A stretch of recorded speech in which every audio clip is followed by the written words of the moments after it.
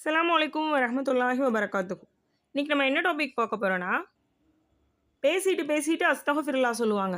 அந்த மாதிரியான நபர்கள பத்தி தான் நம்ம பார்க்க போறோம். சில நபர்கள்லாம் இருப்பாங்க. அவங்கள்ட்ட பேசுறதுக்கு நம்மளுக்கு விருப்பமே இல்லைனாலும், அவங்க வந்து பேசுவாங்க. அவங்க என்ன பேசுவாங்கன்னா, புறம் பேசக்கூடியவர்களாக இருப்பாங்க. அல்லாஹ் தஆலா குர்ஆன்ல சொல்றான், "குறை கூறி புறம் பேசி திரியும் ஒவ்வொருவருக்கும் கேடுதான்" அப்படின்னு அல்லாஹ் சொல்லியிருக்கான். எவர் ஒரு முஸ்லிமை புறம் பேசி அதற்கு பகரமாக உணவை பெற்று உண்பாரானால் அல்லாஹ் மறுமையில் அவர்களுக்கு நரகத்தின் உணவை உண்ண கொடுப்பான்.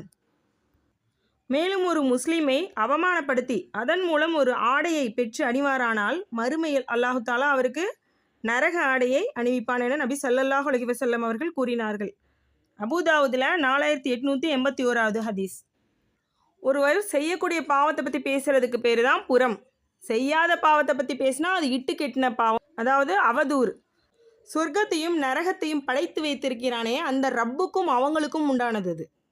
ஆனால் இங்கே நிறையா பேர் புறம் பேசாதவங்க தான். ஆனால் புறம் பேசுகிறத வந்து தவிர்க்க முடியாமல் நம்ம கேட்குறோம் சில பேர் பேசும்பொழுது. அதையும் என்ன செய்யணும்னா வன்மையாக அவங்கள கண்டிக்கணும். அப்போ தான் நம்மளை வந்து அந்த பாவத்தில் சிக்க வைக்காமல் அவங்க வந்து நம்மளை விட்டு விலகி போவாங்க. மக்களோட அதிகமாக கலந்து உறவாடுறத கொஞ்சம் தவிர்த்துக்கிட்டாலே இந்த பாவத்திலிருந்தும் நம்ம தப்பிக்கலாம்.